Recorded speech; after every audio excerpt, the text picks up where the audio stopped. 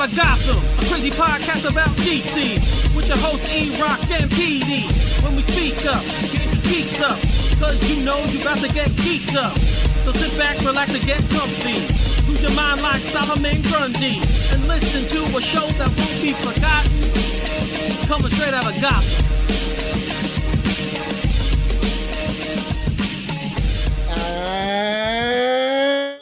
Hello, everybody out in the Spider-Verse. Wait, whoa, wrong show. You can't do that, dude. Welcome to another episode of Straight Outta Gotham, episode 60.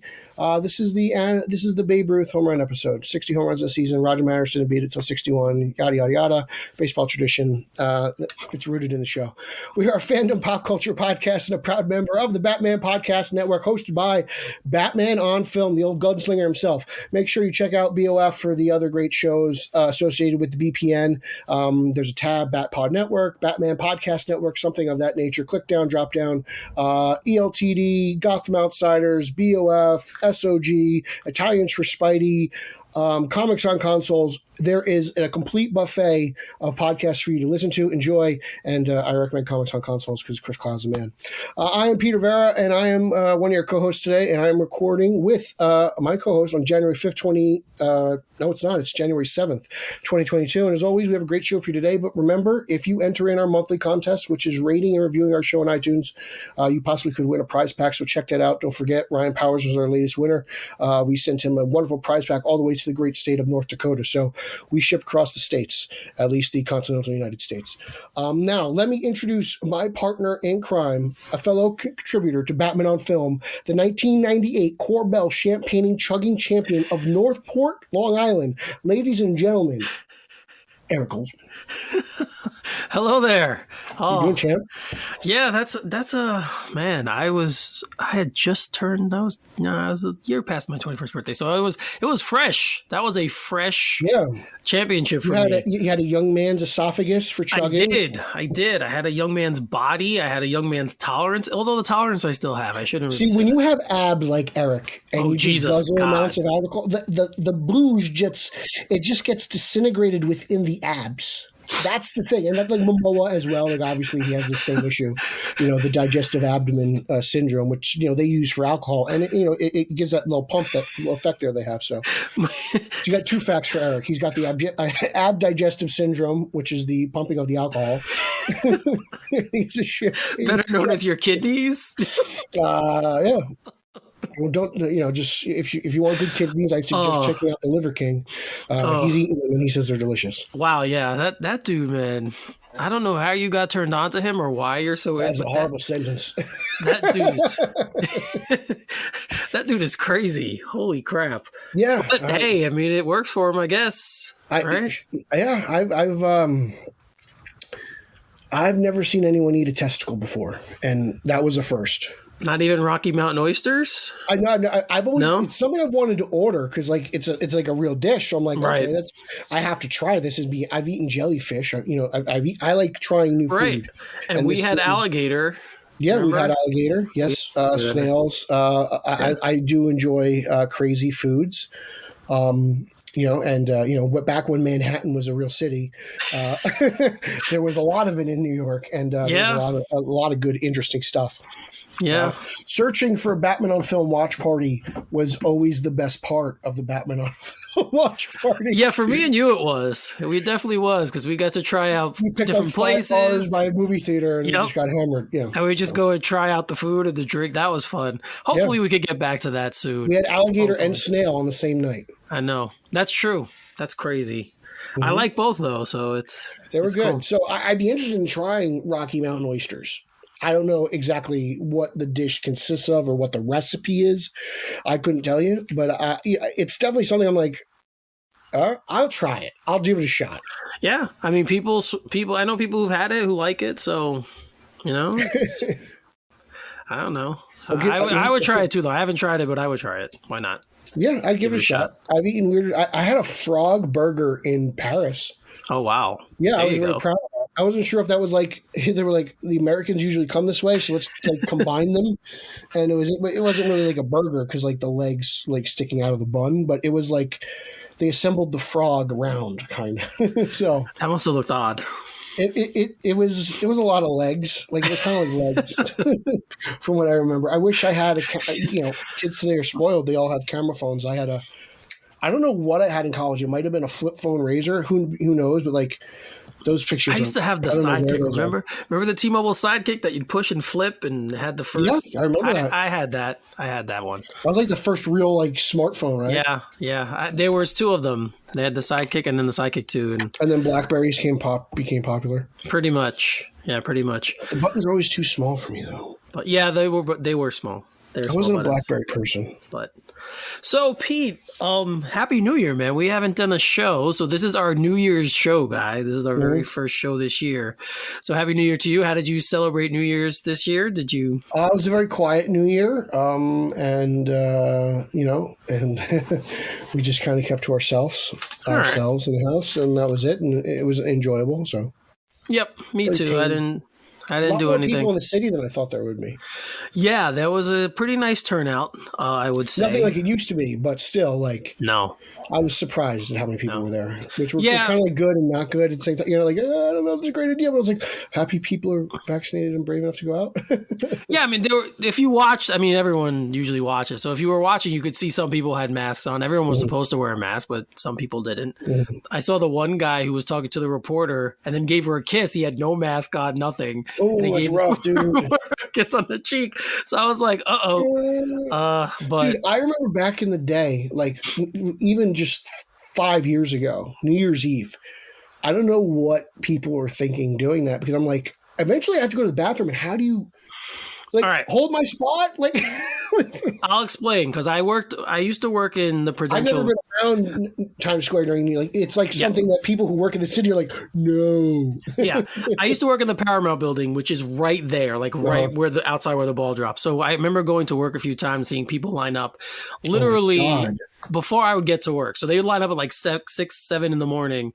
They couldn't use the bathroom, so they would literally told me they would wear diapers, like just so they could stay there all day to watch that's the ball drop, right? Just wet myself. I know. And what if you have to do the other thing? That's even worse. So, if you do number 2, you crap yourself, and I don't know. I want to save that stuff to when I'm old and I physically can't stop myself from pissing and crapping, and I need to wear a diaper.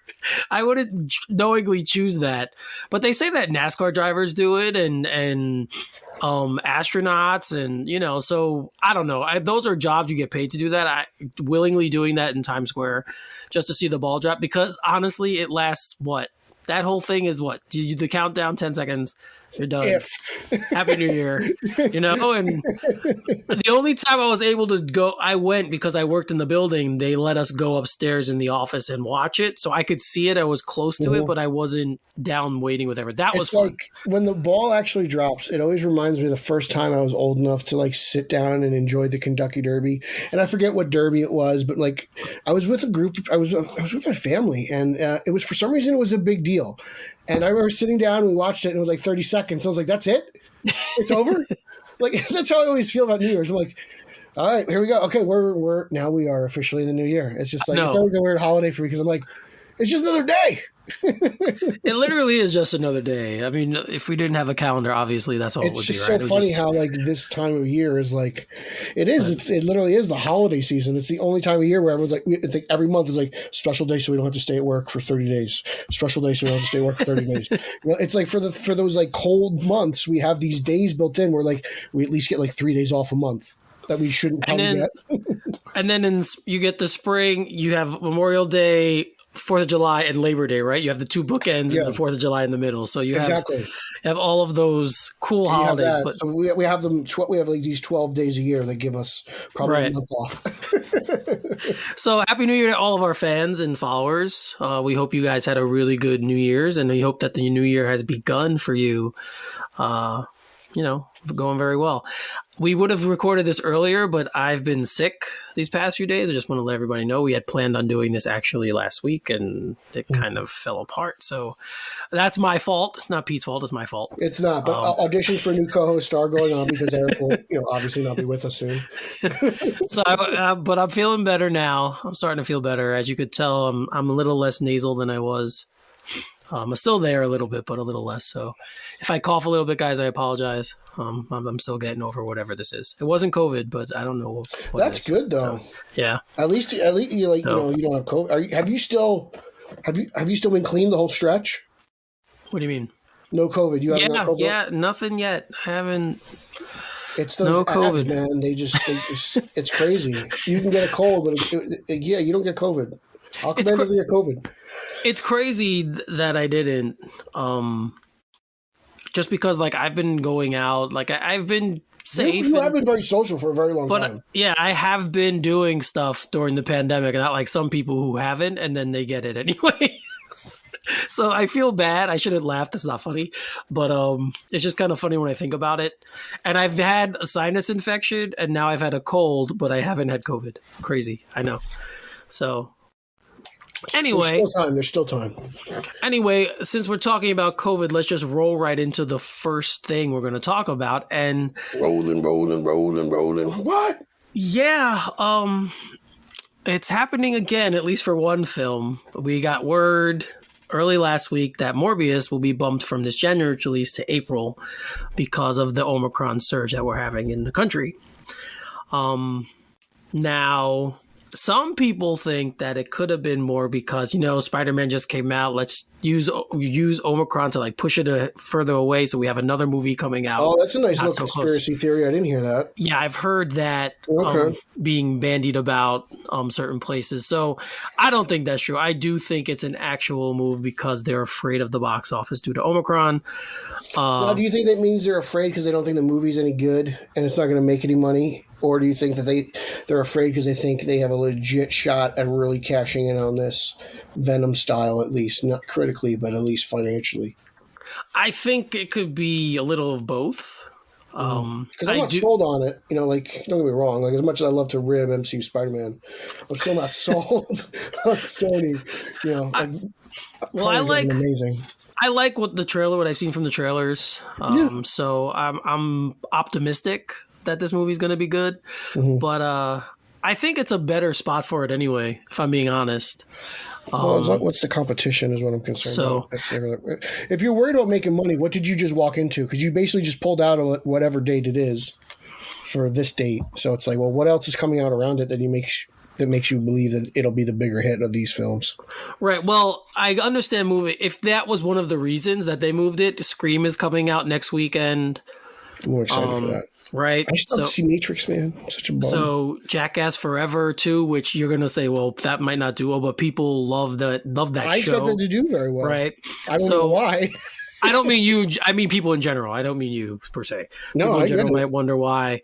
You don't want to do March really because you have the Batman, and that's probably going to occupy lots of space. It's a big jump. It is a big jump. So it might be the best thing for it.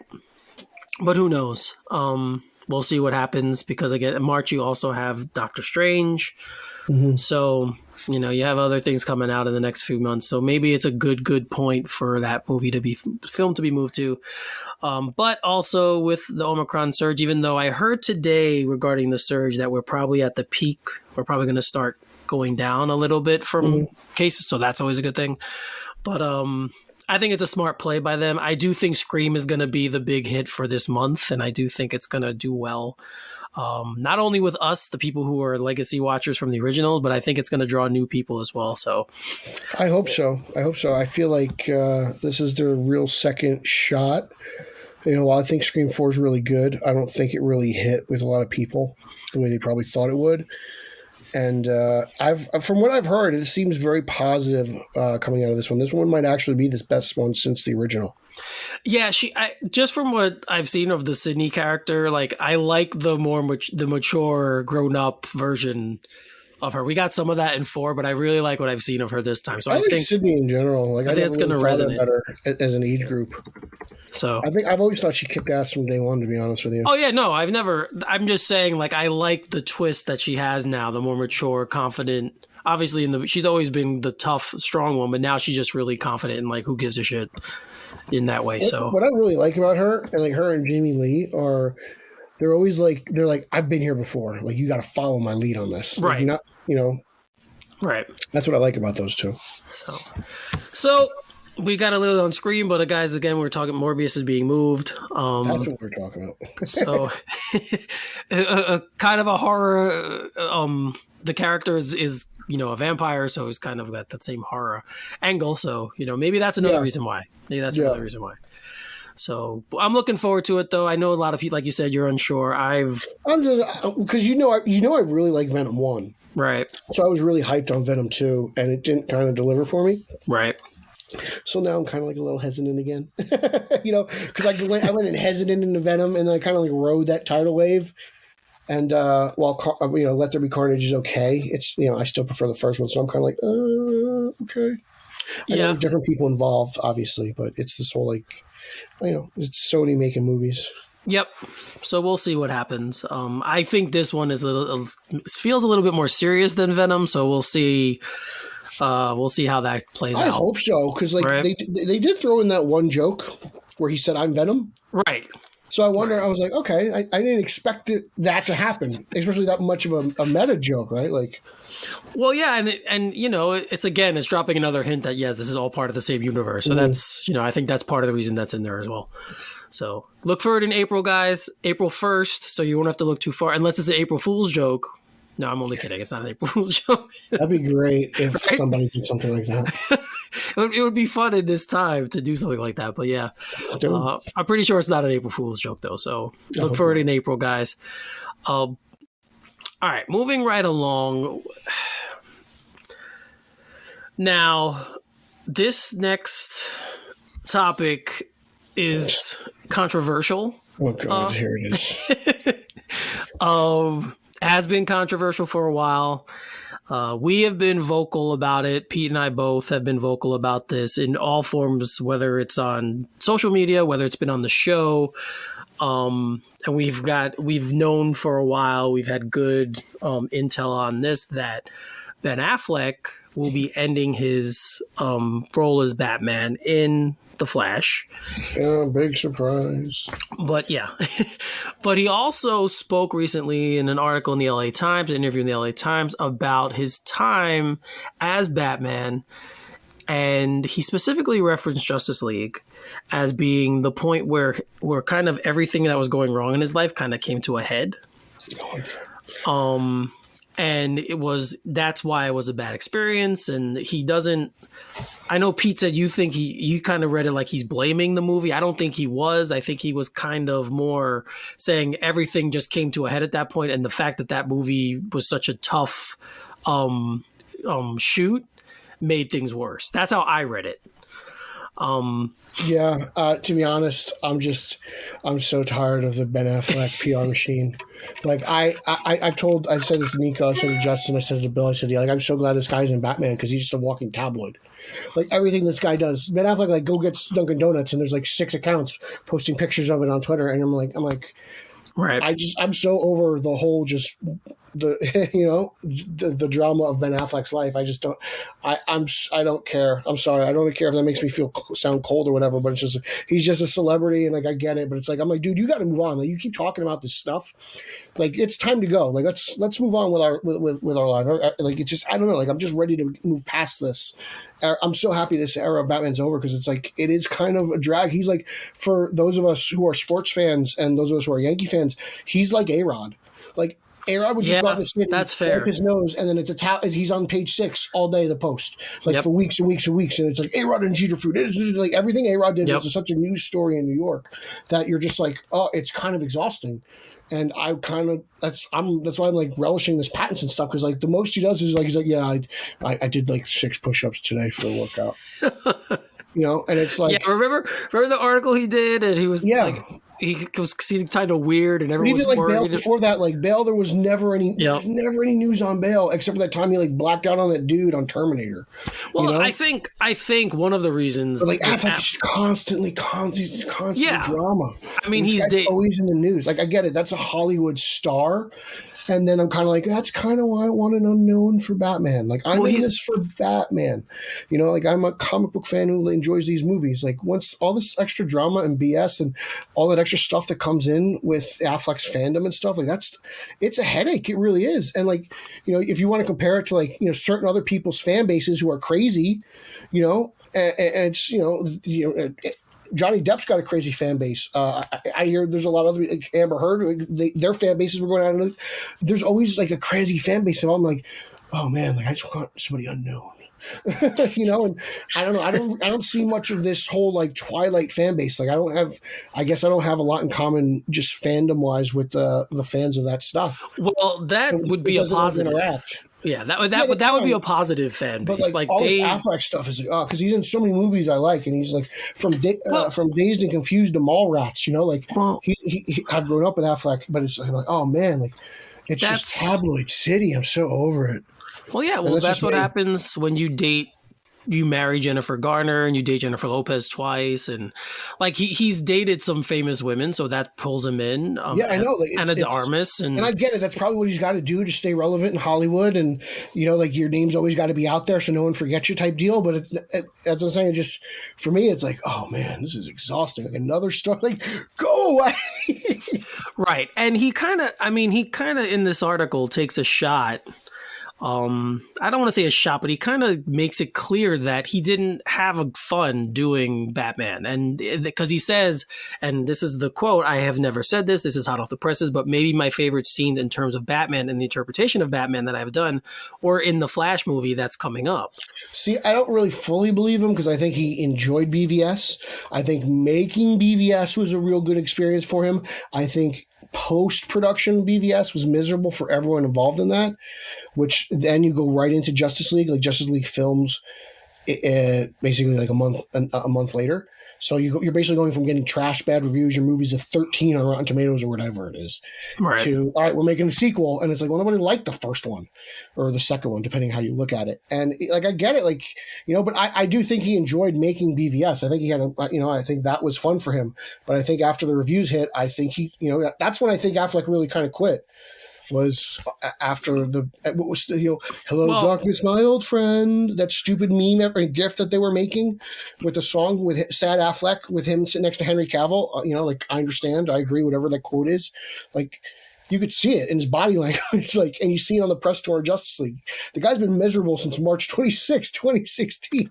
Well, I mean, he does make that clear. Obviously by saying, he mentioned that specific meme in the interview in LA Times. Yeah, he does mention that, and he goes, you know what, I could deal with that. He goes, I think it was funny too. It's creative, I'm not gonna lie. Yeah, he said, but everything else going around at that time in his life was falling apart, and it was just a bad time for him. Yeah, I agree. It was not. I would not want that period of as much money as he made. I would not want that period of time in anyone's life, to be honest with you. That is it just seems like a very miserable day-to-day existence. Going through that divorce, dealing with all that crazy stuff going on at the time, and having to wear, 50 pounds of rubber at work every day. Like, I get it. It sucked. But at the same time, I'm like, I'm just, I'm upward and onward. I'm looking to the future of Batman. I wish Ben Affleck well, but I'm also just. Right. I mean, he seems to be. He's quit on being Batman. So, like, I'm not going to get on my knees and grovel on him. Yeah, but like you said, if he quit for the reasons he stated and he wasn't fully invested, if he quit for his health, he did the right thing. That's true.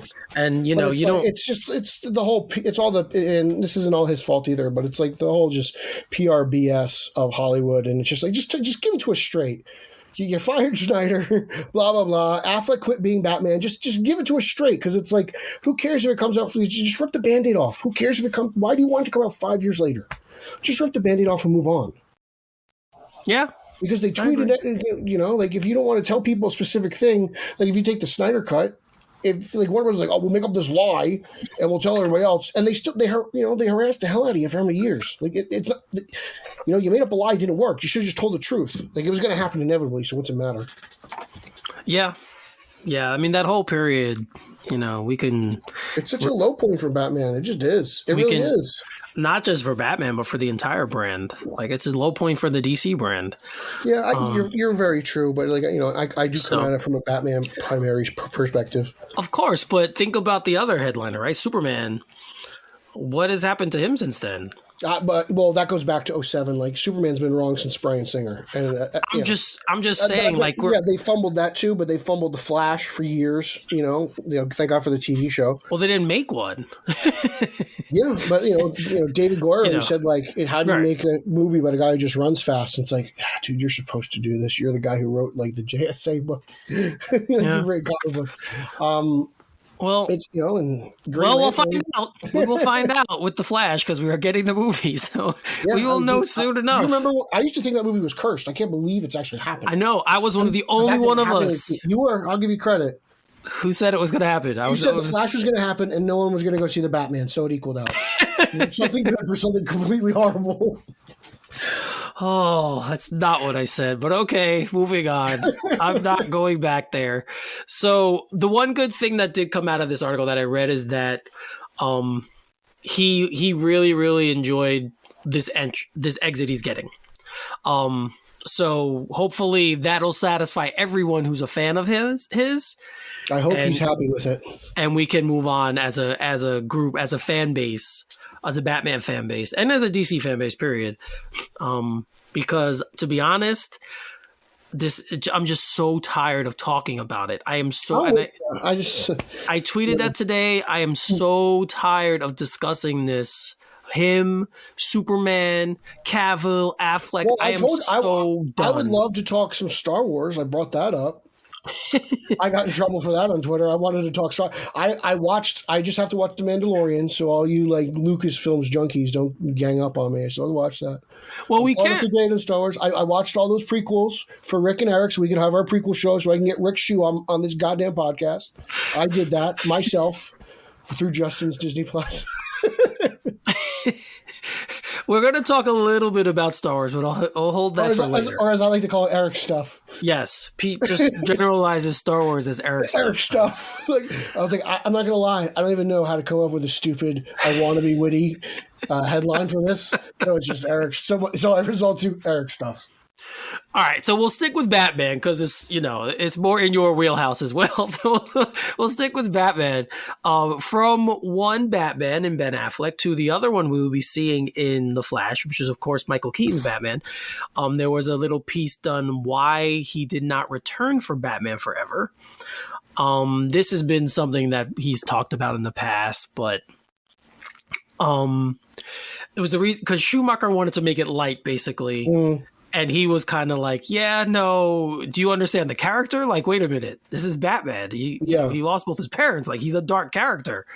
So it's interesting to me because Keaton made it seem like he didn't like the tone of Batman Forever and where Schumacher was taking it. Right. And he pointed out specifically the Bruce Wayne character. But Batman Forever really does focus, like one of the more mature elements of that movie you're right. is the psyche and the digging of Bruce Wayne and the Red Diary. Even though it is incomplete, like that is a big part of that movie. So it's interesting how they didn't see eye to eye on what everyone universally agrees on is probably the best part of Batman Forever. And I find that very interesting. It makes me wonder, did they just stress the Riddler comedy stuff too much to where that turned off Keaton? Like, was Keaton not in support of maybe Barbara Ling's neons and her representation of Gotham City? Like because just listening to talking, this is the first time I've ever heard Keaton talk about this. It's just very odd that his problems with Schumacher were with Bruce Wayne Batman, and that seemed to be one of the highlights of the movie. Right. No, it's very interesting. Yeah, he does. He's very much in this piece. He very much speaks about Bruce Wayne, and you're right. In Batman Forever, that's really the first time we get a look at that. So it's weird that he would bring that out. It's weird how far advanced of the script that he got. It's weird. Maybe that those were rewrites. I have no idea. We don't know at this point. They were molding the bat suit, I believe, to his physique. So I think he was, I don't know if they have previous molds or whatnot. I'm not sure. We'll have to ask Mr. Reeves Effects. He would know for sure. He's the pro there. But I do know that there were Keaton molds created, or the suits created using Keaton molds. So I'm wondering where those molds came from. Because he was the only guy who ever played Batman. So it's not like they didn't have them on, I guess, for lack of a better term, on file. Right, but I wonder what story, how much of the story was crafted by the time he backed I out. think- I don't remember I think a lot of exactly it when was- he backed out. Like, I don't remember that. I think he and the Bachelors, I think, exited. This is a Haas question or a Rob Myers question for the Robins. The Robins know this stuff in and out. I believe he probably exited after I don't know, probably around the time the Bachelors did. Right. I mean, I remember after Batman Returns, them talking about the sequel, about the next one and how it was going to be different. They were going to lighten it up a little bit, but I don't remember if immediately when that happened, he was like, and this conversation with Schumacher happened and he was like, right in the beginning, like, yeah, I can't do this. Or did they have a version of the script that he read and still didn't want to do it? That's what I don't know. So it was an interesting piece. It's something I had heard in the past that I knew, but I didn't. The Bruce Wayne part was something I didn't know about. It's weird. I'm like, really? That's fascinating because I think Kilmer's great, and I like his Bruce Wayne, and I like his Batman, and I think it's a shame he only got one movie, but thank God he only got one movie. I'll say this about Kilmer. I think he brought a different kind of seriousness to the role, which is something I mean, definitely Keaton's was serious, but his Bruce Wayne wasn't right.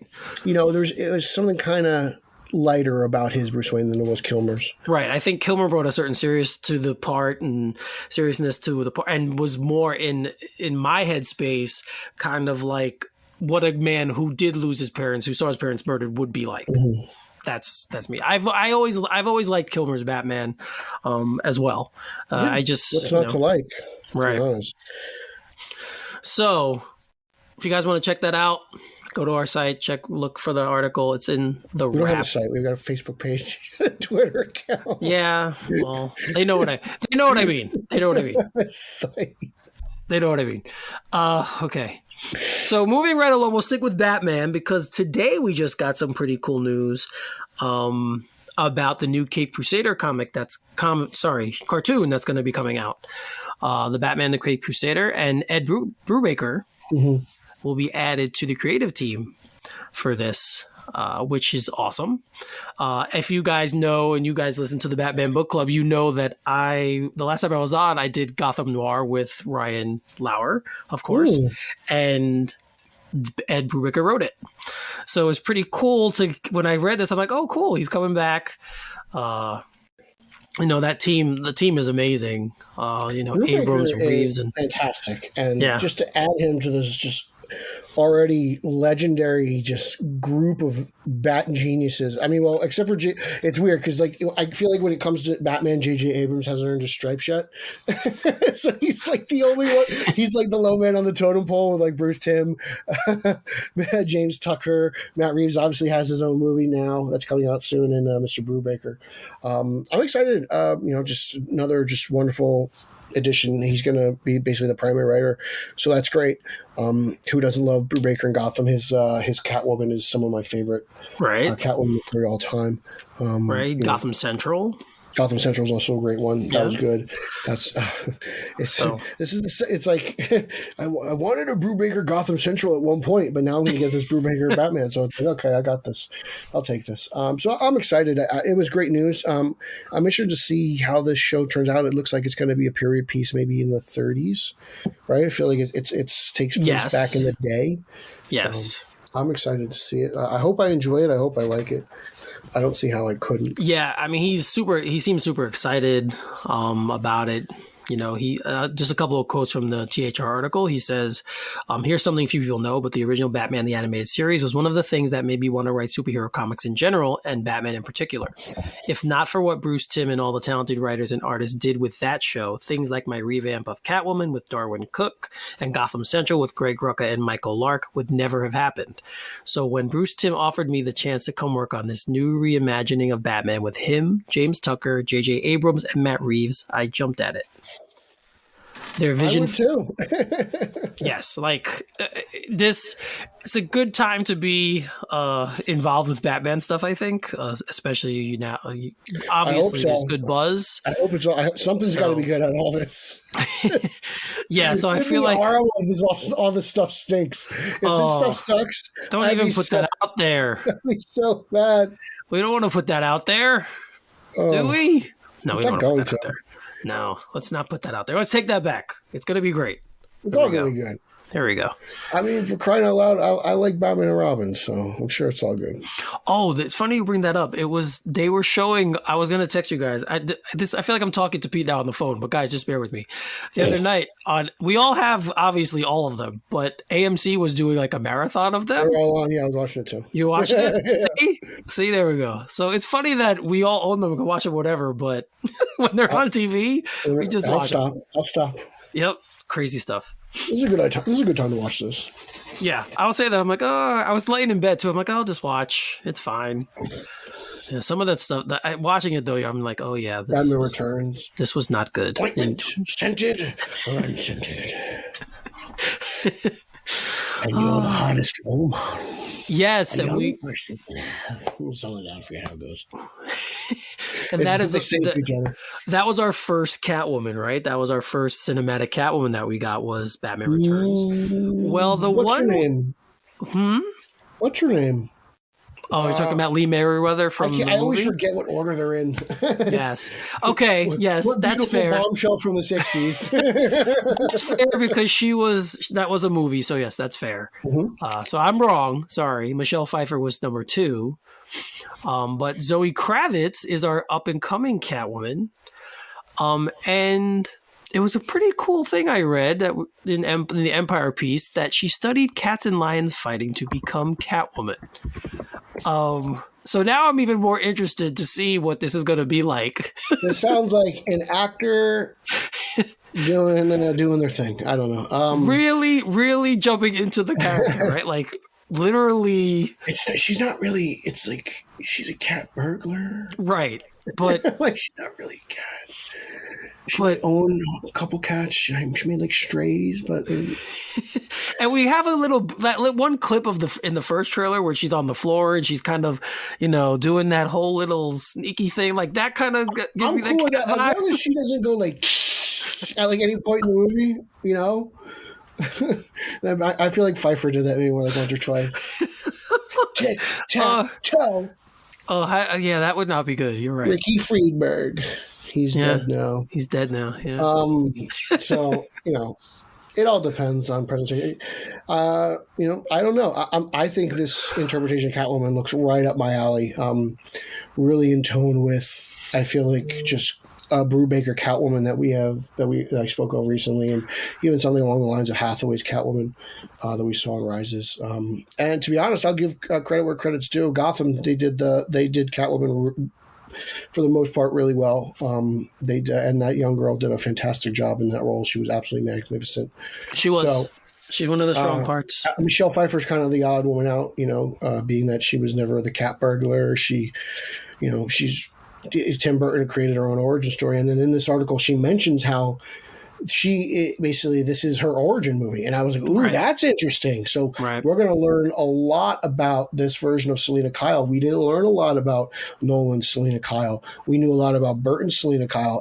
We didn't know a whole lot about the Catwoman from the 60s. She was just kind of there. Yeah. So that's true. In what's it called? In Rises, we get I have not seen the Halle Berry Catwoman because, as far as I'm concerned, she's not Catwoman. She's Prudence. She's Prudence. I get it. Or Patience. Patience Phillips. I own the comic book. I've read the comic book. I know what happens. I've never watched the movie. That's like the one movie I'll put my fanboy foot down and be like, "That's not really Catwoman." You're smart. You'd be smart. I'm not gonna. I attack people who are like, "That's not the Riddler." I'm like, no, she's literally not Catwoman. Yeah, that movie is not. That's definitely a pass. That movie's not worth. I know Haas owns like 6 steelbooks. I know. Yeah, I know he's a fan. I think one of them is actually signed by Jim Lee too, believe it or not. Or if he's not a fan, he just gets it because it's a comic book character. No, he's a fan. But- He's a fan. I Oh, remember he is? he told me I think he told me he went to watch it with like his father. Oh boy. Anyway, that's okay. That's fine. So really quickly, Pete, I know I talked about this on the BOF podcast right after the trailer dropped. So let's give a few minutes on the trailer, the Batcat trailer, the trailer 3, which now they're calling the official trailer. I'm confused, but okay. Well, it's officially the trailer that I've watched the least because I'm tired of watching trailers. I'm just going to go see my movie. I thought it was good. I enjoyed it. Again, just more great stuff. Right. A lot of cats, strays, a lot of Catwoman stuff. It's revealing a lot more than I ever wanted to know about the movie, to be honest. Yep. You know, where it began. Alfred, you lied to me. All this stuff. It sounds like, you know, I was like, all right, you guys have BVS'd me again. You've already released too much. Can you stop it, please? Just keep showing what you got. Like, that's it. No more after this. Definitely no more after this. Super Bowl spots should be just stuff taken from these 3 trailers and reused. Don't use. I need no more new footage. And I was surprised at how much new footage was in this trailer. I know. But no more. I'm good. I loved it. It was great. It was cool to see Oswald fire. I don't know if that was an umbrella or if that was a gun. I don't care. Right. It was great to see him fire a weapon. And okay, just give it to me. No more. I don't need any more photos. I'll take all the photos you want. Photos. That's cool. Merch. Give me a couple pops. A T-shirt. Give me a Frosty mug. Give me, I don't know, a case for my iPad. But that's about it. Like, no more videos. No more footage.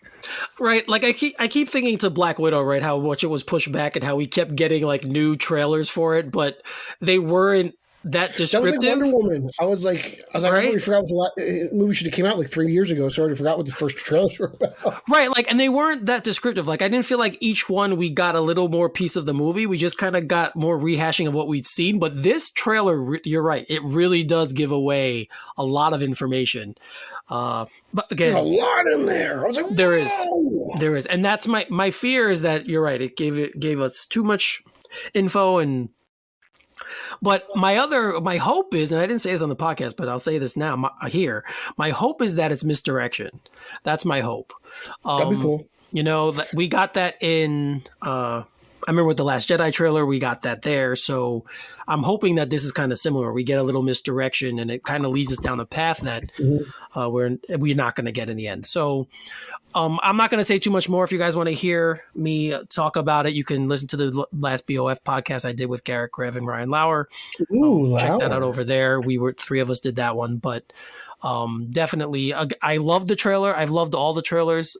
Each one does kind of heighten my anticipation for this film, but I'm not going to go. Most anticipated movie of 2022 according to IMDb. According to IMDb, yes, the most anticipated film. So. I hope so, man. I want it to be good, so I need it to be good. I can't handle so it. If I don't like this movie, I'm going to be miserable. I'll tell you that right now. I think a lot of people are going to be disappointed. Miserable in the sense of like, oh, that sucks. I'm not looking forward to the next one. But right, that's what I mean. Like, if it's not, it might ruin my like next hour and a half. Right, which is why no more trailers. Don't give us any more to hype us up. Leave the hype level where it is right now. It's kind of at a good level. No more trailers. No more trailers. So that's good. So we have some more Catwoman news. Sticking with the Catwoman theme. Catwoman Hunted, which is the next, I believe, DC animated feature film that is coming out, has cast The Walking Dead Lauren Cohan to play the role of Julia Pennyworth. Now, Julia Pennyworth, as we know, is Alfred's daughter, correct? Yes, she is. So, what do you think, Pete? Does this movie interest you? I didn't even know. It does, just because it's like, I think it's described as like an anime heist movie, and she's basically, just the walls are closing in on her. Right. So it's cool. But outside of that, I don't really know anything about this. Yeah, they give a little blurb where it says, in the all-new original film, Catwoman's attempt to steal a priceless jewel puts her squarely in the crosshairs of both powerful consortium of villains and the ever-resourceful Interpol, not to mention Batwoman. Aha! It might just be enough to contain her, or not. So we're getting more Batwoman. I guess that TV show's a hit. Yeah. You keep saying that. So Geeks Worldwide agrees with me, and their editor in chief is a very reputable man. yes, he's a friend of the show as well. Friend of the show. So shout out to Casey Walsh, by the way. That's right. Shout out to Geeks Worldwide. Check out their stuff as well. Great definitely stuff. Go over there, check them out. Hashtag watch Batwoman, Eric. I can't. I just don't want to get into another show. I can't get into another show. I actually get into another show. I actually get into Batwoman. You've already gotten into the show. You just took a little hiatus, and you could skip the other season. Just start for 3. Yeah, it's season 1. So, some of season 1 anyway. You don't need to rehash. We can forget about all that other stuff. Season 3. All right, we'll see. We'll definitely see. We will be reviewing the Aquaman cartoon, though. I haven't watched it yet, but I'm going to. Show. Oh, so, dude. We will be watching that. I can't wait to hear what you have to say about that. We might have Justin on for this. We should. We definitely should have him on. I think nobody else watched it because of the animation. Like, this looks weird. I'm like, so it's about who cares? Just watch it. We should definitely have him on. I think that'd be fun. So we'll work on that. Justin, we're going to be talking to you soon. Have Berg call my people. Yes, have Berg call us, and we'll get in touch and set this up. So, moving to the other house, let's move to Marvel for a second. As we know, we lost Chadwick Boseman last year, I believe it was, to cancer. A very tragic tale. Nobody knew he was even sick, even though you could kind of tell when you saw him and stuff that something was up, but we didn't know officially. It was kind of a surprise when we heard that. And then Marvel had made the decision immediately not to recast T'Challa. They were going to do... what's it called? Going to build off Suri, and Letitia Wright was going to play. But now with her own problems happening with regards to COVID, there's been a rebirth of the recast T'Challa or Save T'Challa movement. I think I even said this when we first talked about it. I went on record saying I would have recasted him. Yeah, because I believe. Yeah. I believe that the character is bigger than the actor. Like we talk about Batman, who we love, and he's been, how many people have played him now, right? So it's also, I think Black Panther is one of the real big original, like OG Marvel characters, and for him and Spider-Man, I think to headline the next era of the MCU, I think was a big deal for Marvel, right? I think T'Challa and everything, the character of Black Panther that he represents, and we saw that at the time of the release of the film, like it was like a cultural movement. It was huge.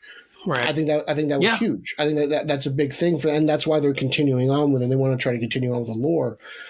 But I think Spider-Man and Black Panther were supposed to kind of carry the MCU into that next era, and it seems to have hit some bumps in the road, unfortunately. And, they've kind of done this whole soft reboot Spider-Man. I don't know. I don't even know what to call it. I don't even know what to call it. They want to do this like MCU remix Spider-Man. It's Spider-Man remix, as far as I'm concerned, because it's still the same thing. But, they did that with that character, and it's interesting. I guess something, I don't know how similar, but, we're going to see the focus. I wonder how they're going to explain T'Challa being missing, because this movie's already been shot, correct? Like, we're just waiting for Shuri to get vaxxed, or we're going to move filming to a different location. Like, she's the only one, for lack of a better term, holding up the production, correct? Right. And it's to me, she's the star of the film now. So if she's the one holding up production, then this movie's not going to be released in November. But they already made this movie. That's right. They just need additional scenes. So I don't know. Hopefully by the time they do the sequel, we don't have to worry about these vaccine issues anymore. Right.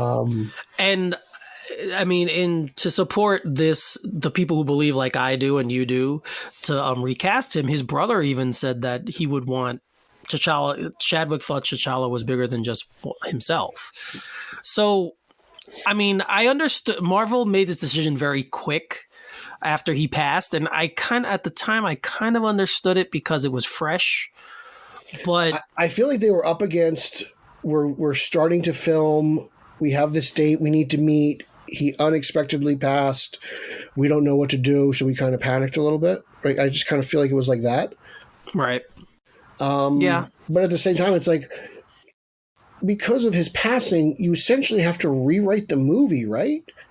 So aren't you kind of starting from square one to begin with? Yeah, I mean that's basically he's the main what they did. character, Right? Like they basically decided they were. I felt like a delay probably should have been better. Yeah, and like we got him in the What If episodes, and it was his voice, but we got some of more of this T'Challa there, so the story kind of is still there. And again, this wouldn't have been the first time they recasted a main character. Like I said, we've said Batman has been Batman from Keaton, Spider-Man.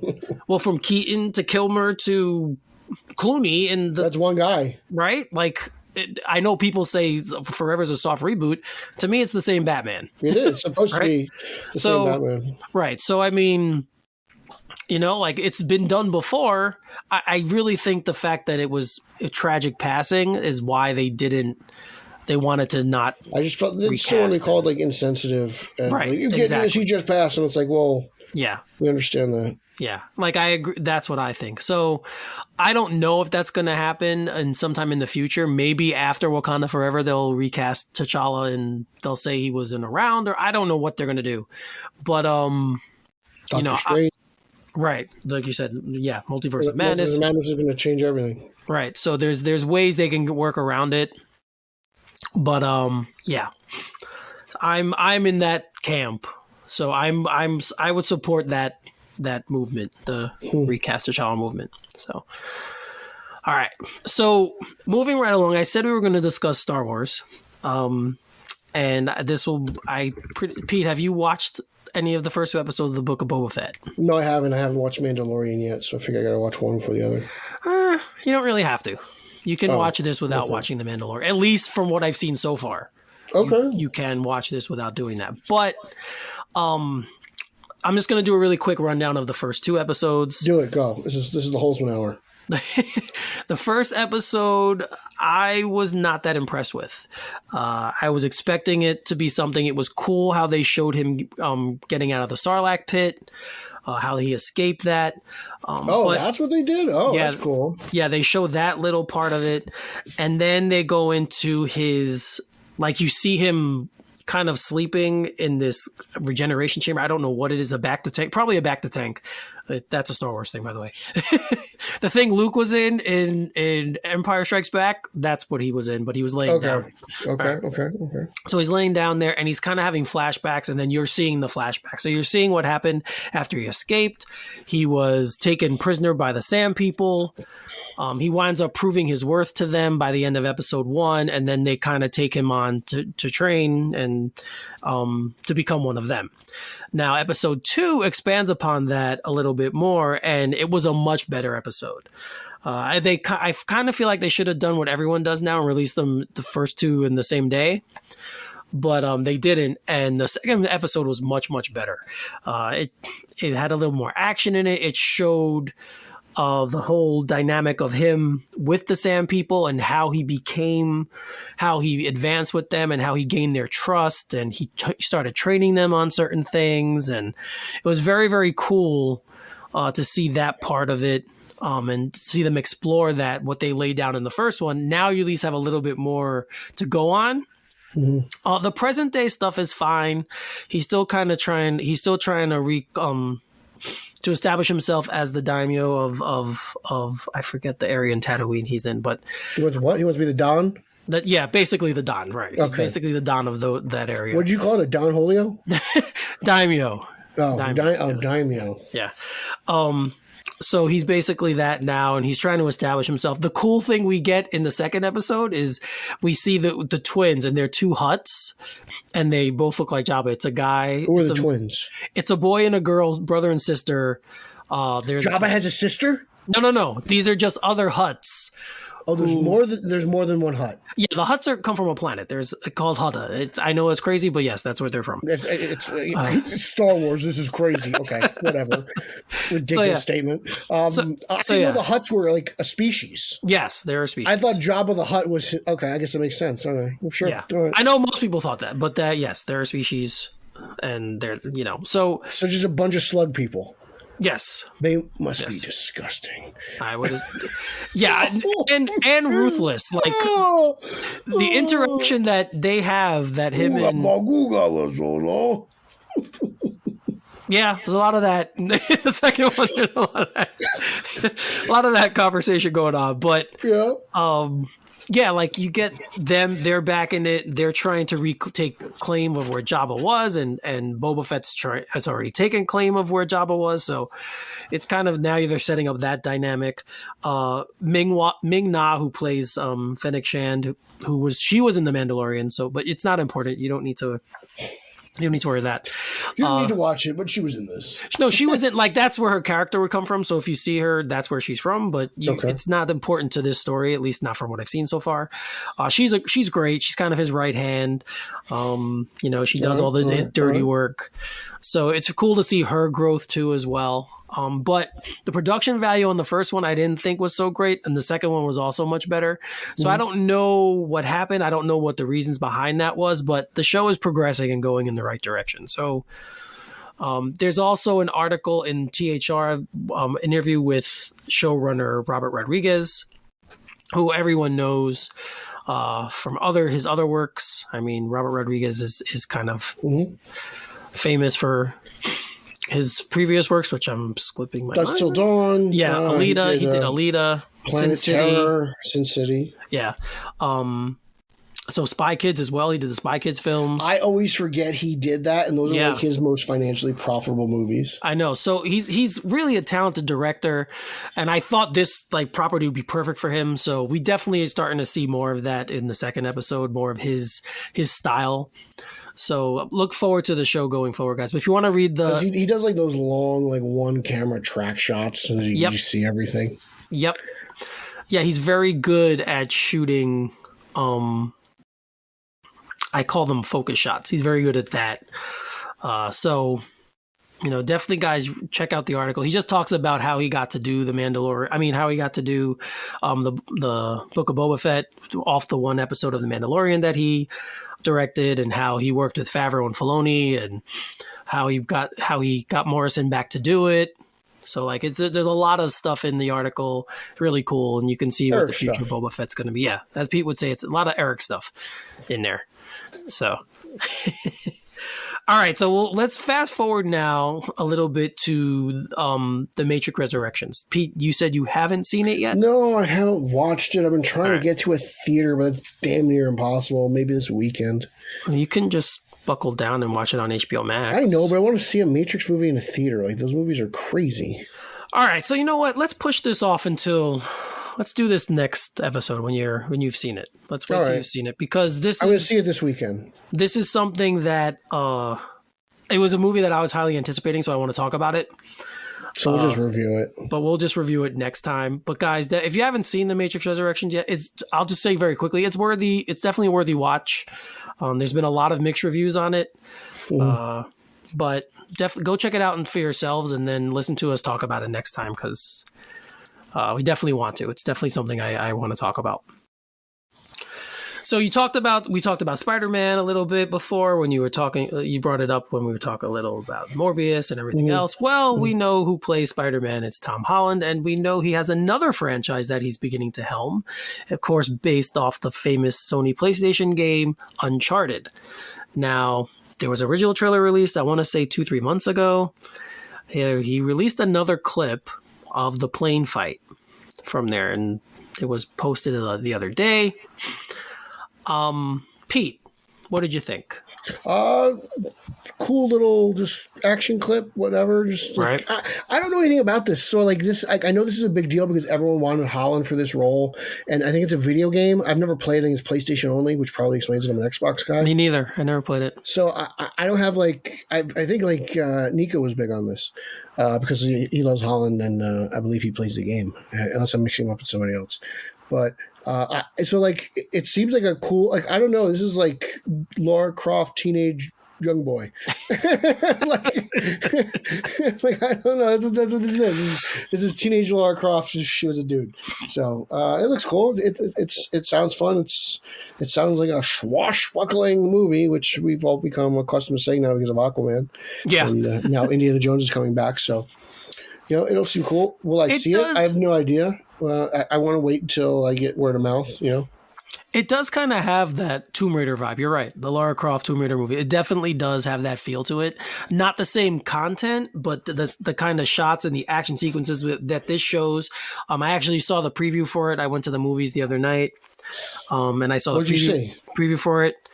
See, I'm forgetting what I saw. This is bad. What did I see?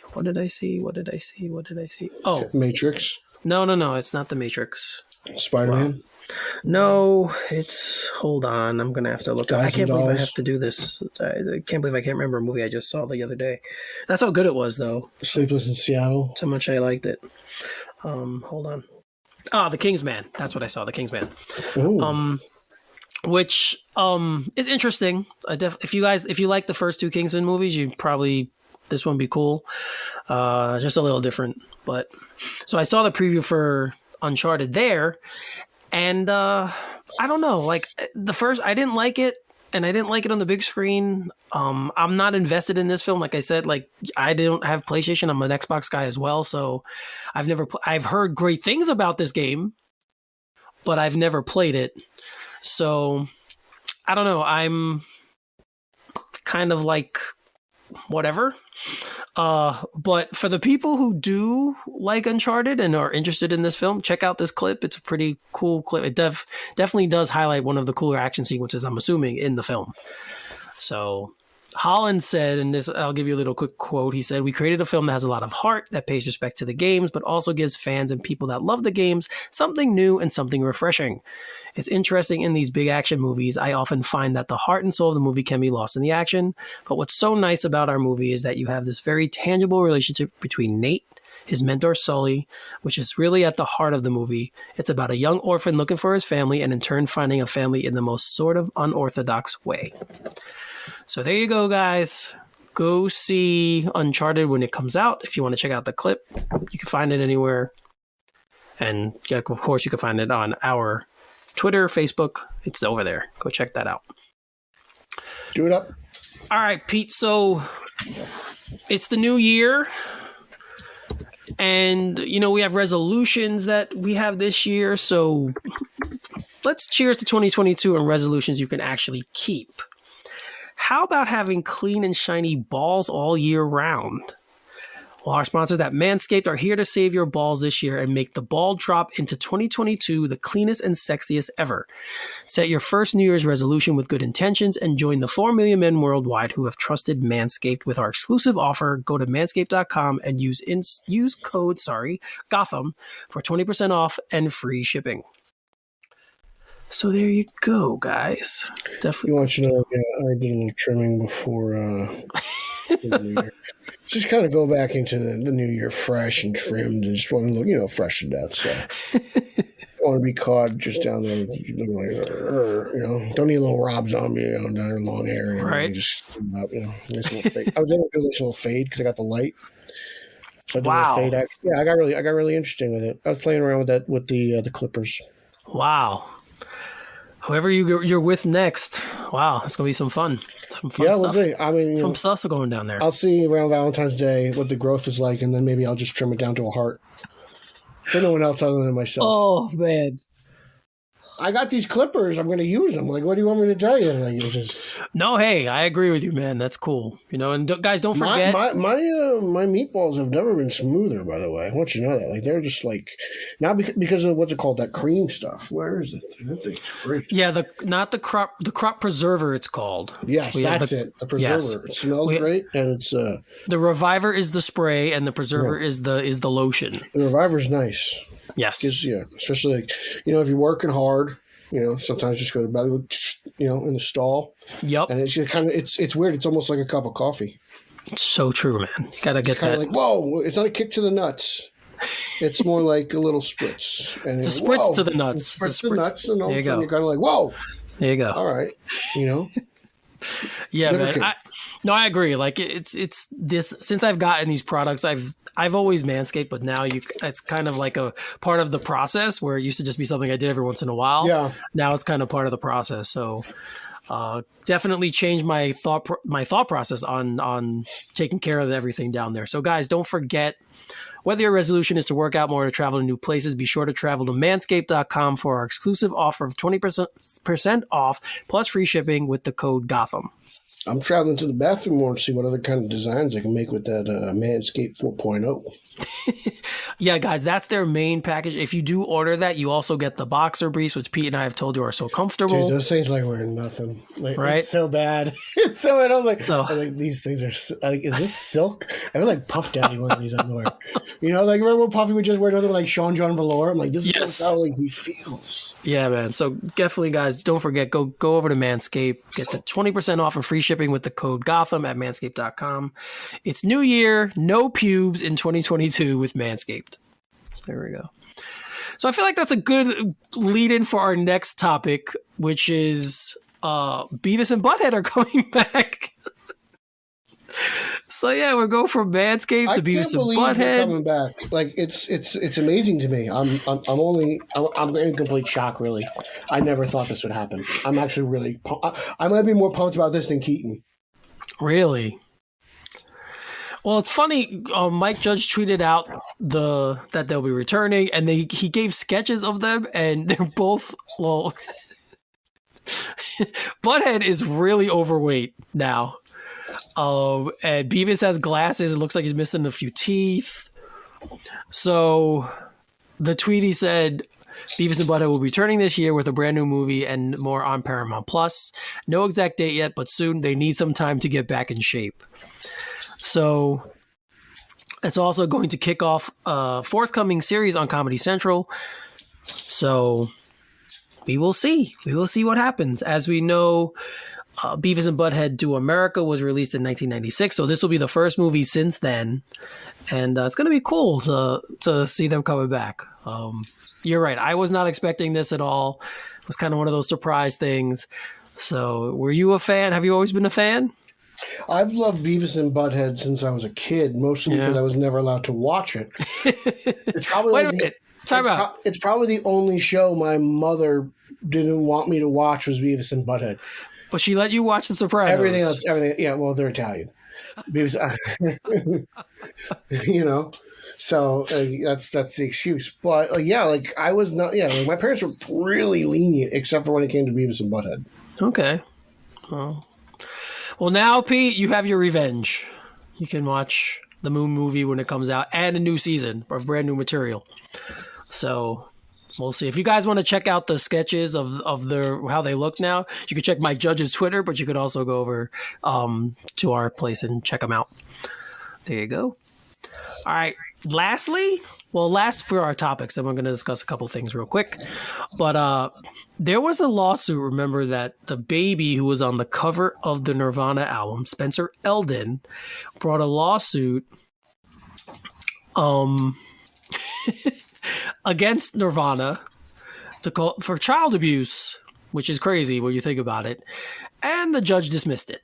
So he does have 10 days to file an amended complaint, but I'm pretty sure that one's not going to go anywhere either. So yeah, good. He's full of BS. He's been making money off that thing for years. Shut up, dude. Go away. Right. Do me a favor. Go away. Just be happy that your face is on the cover of probably the greatest album of all time, and just take it and go. Arguably the greatest album of all time. I don't care what Rick has to say. Yep. But it just does it. First Rick show of reference to the show, by the way. We almost made a whole episode about referencing him. It's probably not. I think I talked Star Wars on. So damn it, Rick, you're always invading my show. Bastard. It's definitely a genre-defining album. So yes, you're right. So dude, just shut up. Be happy that you were able to use that as a pickup line in college. Yeah, that's crazy. I'm sorry. You suck. You tried to make a dime, and you should just you should just email Dave Grohl and be like, hey, look, Dave, I need some help. I don't know, just instead of definitely could have done that. Definitely could have done that. Dave would have helped you if you asked politely. So, all right, man. So there were a couple of things we're gonna go over real quickly. Let's start with Hawkeye. So you completed it, right? You've watched. I can't believe that everyone's giving the MCU Kingpin a huge fast because she's able to get his ass kicked by this little girl and her arrows. I'm like, shut up. Oh, I'm tired of all the haters complaining. The show's amazing. The show is brilliant. The show shouldn't have been any good, and it was. Shut up. I'm tired of you haters. Like, people complaining about the show. Like, this show is awesome. It was.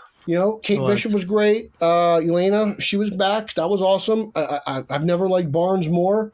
The dog was cool. The tracksuits are like, there's nothing about this I didn't enjoy. Like, I'm sorry. Everything from start to finish. Like, if you're complaining about the show, do me a favor. Stop following us. Yeah, this was one show that surprised, I think, everybody. I don't think everyone expected it to be as good as it actually was.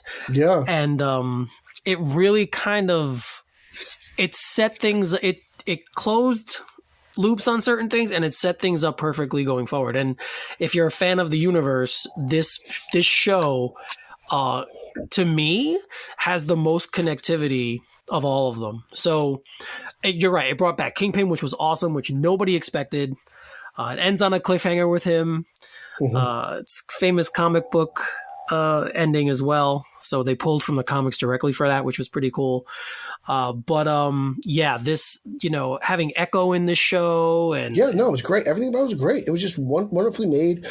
Everything, like, Kate, earning her stripes and figuring out arrows and all this stuff and trying to convince Clint and him trying to get rid of her. And, it was just, I was like, wow, this is really good. This was so good. Yeah. John Campea with the whole, he fought What, did you read something? Well, no, he said after the finale, he said he fought Thanos and, Hawkeye did all this other stuff off the Chitauri, but he couldn't get out of a tree. And he made it sound like it was just a normal tree that he was stuck in.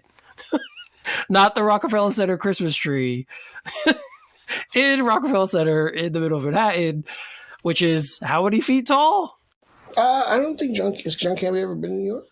I don't know, but I'm just saying that's kind of Christmas time, but a really small nitpicky thing for him to bring up at the end of at the finale of this. Yeah, excellent. I mean, a lot of people had problems with the finale. Well, Campion's got to say something so people stop talking about like whatever he leaked 2 months. Spider-Man, yeah.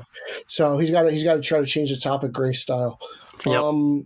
Yeah, I mean, whatever. Like I thought that was a genuinely interesting moment. Like I was like, yeah, how does Hawkeye get out of the Rockefeller Center? Because can't you just sit on the branch and fire an arrow? Like, how would you actually do that, dude? Right. So, and it gave Kate that moment, right? Like she had another moment with him. And that was the best. That was the most surprising and best thing about the show was their chemistry was really incredible. Good. Watching them trying to fight out of that ice rink was great. Yeah. So I really loved it. Definitely 4 stars, 5 stars, whatever your top limit is of rating, 4 or 5. I give that one both. So the movie I want to discuss is Being the Ricardos. That was my mom wanted to watch that, so I watched it with her on Prime. Yes, it's Prime. Yes, it's Prime. And it was really cool. I was surprised at how much Fred and Ethel, I don't know their real names, didn't like each other and everything going on, and how Lucille Ball was trying to save her marriage. And I thought Nicole Kidman, like, I actually think this might be her best role ever. Like, she was Lucy. I was like, she looks like Lucy. Right. She did a really good job, and Javier Bardem did a really good job as Ricky. Not as good as Kidman, but I thought he was very good in the role. And he was. I was just taken back by how good Kidman was, especially how she looked. Like I thought when she needed to look redhead, and she had it in there, and she stomped on the grape, she looked great. And when she didn't, when she's in the business meeting and she's like, "That's why I married him," it's stuff like that. And I was like, because Lucille Ball, at the time, as a woman and trying to make it in as a female lead, she was one of the pioneers, and she still, even though she was kind of in a small group of Hollywood, she didn't take nothing from nobody, but she did what she had to do, and I respect that about her. Yeah, I mean, it definitely showed a different side of that couple that I never saw, definitely. Right, that everyone thought they knew. But it definitely shows different sides of their relationship. You're right. It shows Fred and Ethel. I'm forgetting their names as well. That's terrible. I should know them. But J.K. Simmons is fantastic. Oh, he's great. As Fred. And I forget the actress's name, but she was on Billions, guys. I'm forgetting her name. Billions and Billions. She was on Billions. She was one of Bobby's girlfriends in one of the seasons. I forget. I think it was season 2, but that she's amazing as Ethel. They go into a lot of stuff that was very prominent in Hollywood at that time. Ethel's weight was one of the topics they had in there. They, like Pete said, they showed how strong Lucy was, but she actually gave a lot of the credit to Ricky for being the force behind the show. I didn't know that the actor who played Fred was an alcoholic, but there you go. We found that out. Yeah, I had no clue. I read some reviews that there was a lot of artistic license taken in this. They talk about Lucy's being a communist. I remember watching that with my mom. I was like, was that a thing? And she's like, yeah, that was like the heart of McCarthyism. Like she was one of the people accused of being a communist. And I was like, this guy. Yeah. So I had no idea she was ever accused of being a communist. Yeah. So I didn't either until I saw this. So for me, it was very revealing. It is a typical Aaron Sorkin movie, though. If you like Aaron Sorkin's style of film, if you like Aaron Sorkin's style of storytelling, if you're a fan of The West Wing, you'll probably like this movie because it's very much him. I thought the performances, like Pete said, were incredible. That's really what stood out to me. When I heard Kidman was going to be Lucy, I was kind of like, but she nails it. She is she's so good that I don't think I've ever seen her do better. She was incredible in this role, and I definitely, if you're fans of I Love Lucy, guys, definitely watch this movie. It's very good. It'll bring back a lot of the old feelings you had watching the show. Don't try and get too involved in the whole, is it real? Is it not real? What's artistic? I mean, it's just a good movie from my opinion. So definitely go and give that a watch. Like Pete said, it's on Amazon Prime. Check it out. And I'm sure we'll be hearing some Oscar buzz for at least maybe some acting stuff for them, because that'd be great. She was absolutely fantastic. She was fantastic. And whoever did the makeup and everything, like the hair and all that stuff, brilliant work. They did a fantastic job. Yes, sir. So, anything else you want to talk about? I'm trying to think. No, I got nothing. All right. Well, guys, that's our show for tonight. So, Pete, let them know what's going on, man. Yeah, you can follow me on social media. That's Twitter, Instagram is Zack Snyder's favorite Vero, at Pete Illustrated. You can follow podcast number 1. That is the podcast you're listening to right now. Straight Out of Gotham, straight_O_G on both Instagram and Twitter. Please follow podcast number 2, the Italian Spider-Man Coalition, that I co-host with Nick and Nico Caruso. Just a little Goomba trifecta talking Spider-Man. We will record tomorrow. We're going to talk the next 4 issues of Spider-Man Beyond, as well as the latest craze, Spider-Man No Way Home. Check out at Team Yellow Oval if you want to have some fun with Keaton and the Flash. That's coming up, and anything else Yellow Oval. It's back since Batman 118 in comics, so the resurgence of Yellow Oval is everywhere. Check out batmanonfilm.com for my reviews of Detective Comics. It has gone weekly, so I will be writing one review every week for the next 10 weeks. So that sounds like fun. Check out my interviews with Mr. Uslan and my toy reviews on Batman on Film YouTube. And, the Batman is coming. Eric, we're excited. You're booked. My brother is on his way to Texas with us. He will be joining us. Okay. So we will have, I will be bringing my personal security guard, so none of you people are going to mess with me.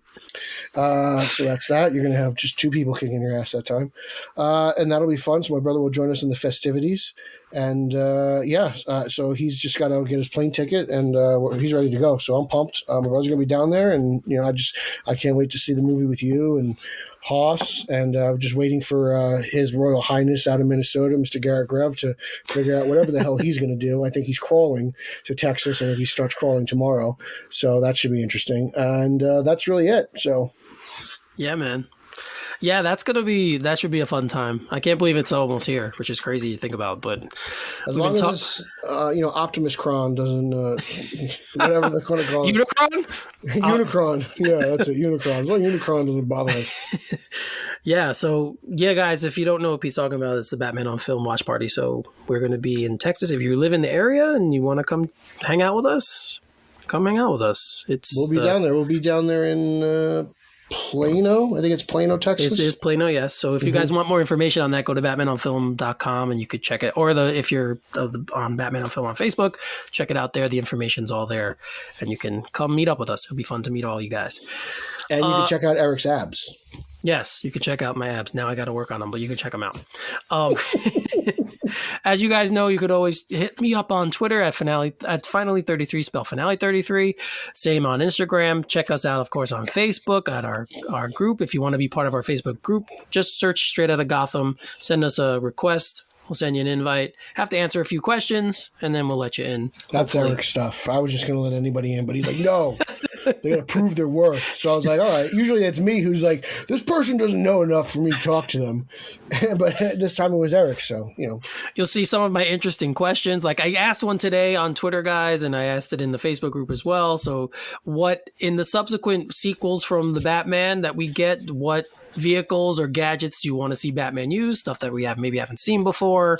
I want a Batcopter. Batcopter. We haven't had one since '66. I want a Batcopter. Exactly, guys. Stuff like that. They made the toy in '89. I want an actual Batcopter, Mr. Reeves. Yeah, stuff like that. So let us know, and we could talk about it on the next show.